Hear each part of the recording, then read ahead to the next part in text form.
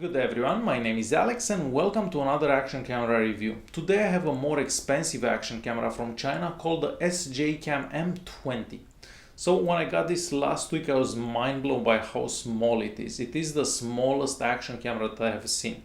And just so I can put this in perspective, here is the camera next to other action cameras. So as you can probably tell, it's like half the size of a regular action camera. So half the size of like a GoPro, for example. So it is very, very small. When you see it in pictures online, yeah, it doesn't look this small. When you have it in your hand, it's like so small. So that is the most awesome thing about this camera. It's so small. Leaving the camera aside for a couple of moments, let's check out the box. So it does come in this box. It's a very good looking box. On the front of the box we basically see the camera, and on the back just some specifications about the camera itself. The first thing we see when we open the box is the camera and the waterproof case. So the waterproof case is very small, just like the camera. Works like most of the waterproof cases that you know. You just open it on the side, and I did leave it in the water for 10 hours or so, and there were no problems whatsoever. So yeah, it does come with a waterproof case. Aside from that, we find the manual. The manual is in a whole bunch of languages, and inside the manual we do have a couple of pictures showing you stuff about the camera, like buttons and so on, and how to operate the camera. So very straightforward. And we do get a whole bunch of mounts, straps, even a cleaning cloth. So a lot of stuff that comes with the camera. You can find the mount for a bicycle, you can find different stickers, so you can place the camera in a whole bunch of places. So a lot of stuff that comes in the box. Now onto the camera. So this camera doesn't feel cheap by any means. I mean, it feels just like a GoPro, if not even better in fact. So on the front we just have the SJCAM logo and the lens, and underneath that we just have two LED lights. You can turn on or off those LED lights depending what you do with the camera and from the settings. On the right hand side of the camera we have the USB port, so you can charge the camera through that USB port, the HDMI port and the SD card slot. And underneath that we just see some holes so the camera doesn't overheat. On top we find the power on off button, an LED and the OK or the record button. So that button does different things depending where you are in the settings app. On the left hand side of the camera we have the microphone right there in the center, and aside from that a button down and a button up. Now if you press the button up you can also turn on the Wi-Fi, and the button down actually goes into the settings app. So there are two settings app onto the camera, but I'm gonna get into that a bit later.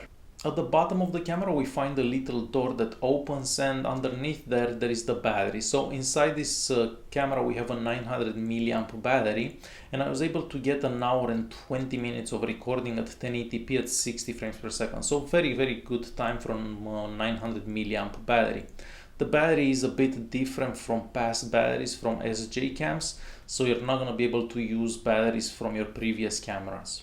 And now on the back of the camera. So on the back of the camera we have a 1.5 inch screen. Now this screen is kind of bright, however if you are outside in bright daylight it is a bit difficult to see. Also the viewing angles aren't the absolute best, so if you are not looking straight at the camera you're not going to be able to see it that well. Underneath that we have more holes so the camera doesn't overheat, and in the center there we actually have the speaker, so you can watch anything that you recorded onto the camera and actually listen to the sound as well. So as soon as we turn on the camera we see the SJCAM logo and then the M20, which is the model name. Now if we click the power button twice we go through modes. So basically the first mode it's recording, the second one it's pictures, and then you get into the settings app, well at least a part of the settings app. So here we do have a whole bunch of options. So you can select if you're gonna be in the water, there is a mode for that, if you're gonna be driving, if you're gonna record in slow motion and so on. And when we're done with that we can go into more settings. So we do have a little settings icon right there. Now in the settings app there we do have a whole bunch of other options. So we have so many options, it's unbelievable. So you can start by selecting the resolution of your recording. So if you want to record in 2K, 1080p and so on. And most of the videos that I'm going to show you towards the end of this are going to be recorded at 1080p at 60 frames per second. I'm also going to show you some slow motion clips as well. So you can even select like the bit rate. So if you want like a higher quality for the videos, just select the maximum bit rate. You do have an option for the gyro, so that basically stabilizes the image. And since I'm talking about the image stabilization, The following clip that I'm just gonna start playing right now, one of them is with the gyro on and the other one is with that sensor off. So you can see that it does a really good job. Aside from that, we can also select like picture resolution and a whole bunch of other stuff. You can even select to take pictures in RAW. What that means, it creates like big files that gets a lot of information from the picture, so then you can edit those pictures in like Lightroom or Photoshop and so on. So you do have a lot of options. And speaking of pictures, I have to say that most pictures that I took with this camera look really good. I mean, pictures taken in daylight.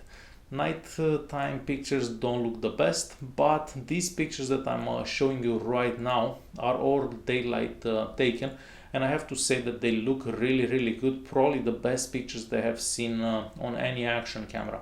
So I'm very happy to see that the pictures that this camera takes are actually usable and they look very good. When you are in recording mode, for example, if you press the button on the right hand side of the camera, the arrow down, it gets you into the settings app. So this is like a shortcut towards those settings apps, so there you can change things much faster than going through the other way of getting into the settings app. So much faster. And it's the same if you are in picture mode, you can just change a couple of settings from there. So very easy to use, and I kind of like this feature more than actually going to the settings app and changing everything and going through all the steps. So very useful in my opinion.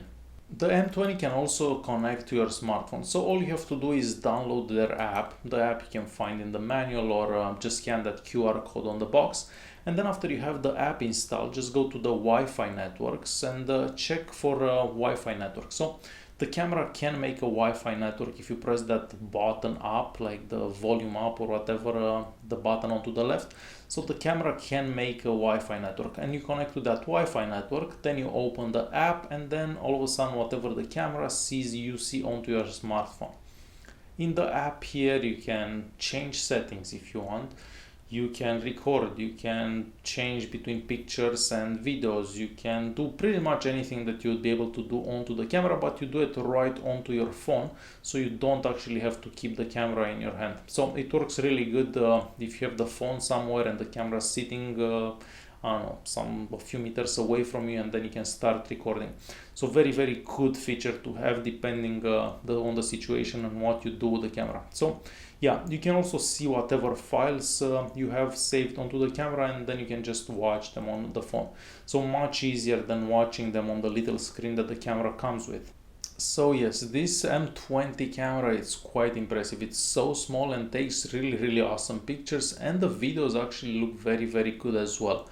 I like that image stabilization that it's got. It's pretty decent, and of course the audio from it, so whatever it's recorded through the camera's microphone, actually doesn't sound that bad. So this is by now, until now, the best action camera that I've seen from China. And I mean, I did see a few action cameras from China, but this one, it's by far the best. The videos that you're gonna see are all taken with the camera.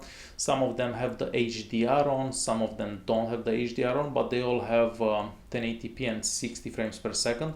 So that's gonna be for all the videos. Now, nighttime pictures and nighttime recordings don't look the best, but that was to be expected for this camera. I mean, you can't really do that much about it. You do need like a very expensive camera if you wanna see good nighttime recording. So that is the downside to it. The nighttime pictures and nighttime recordings aren't the best. However, enjoy the following footage. If you have any questions, please leave a comment down below. Hopefully you did like the video, and don't forget to press the like button. Don't forget to subscribe as well, and I'll see you in the next one. Thanks for watching. Good everyone, this is a very quick test so we can check out how well the microphone records. So I'm half a meter away from the camera, I'm actually holding it in my hand. I believe that the microphone is sitting on the left hand side of the camera, so there is no other noise except for my voice. So this is how the microphone sounds onto this camera.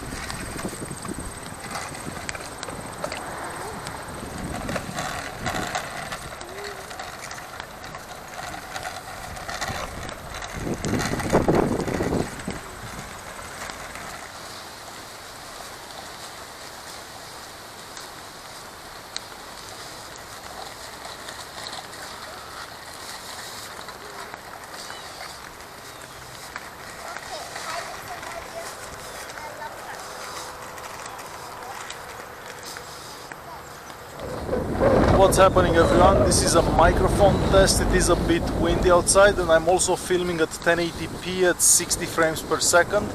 So I'm gonna be spinning around a bit just so we have a better idea how the microphone sounds with the camera.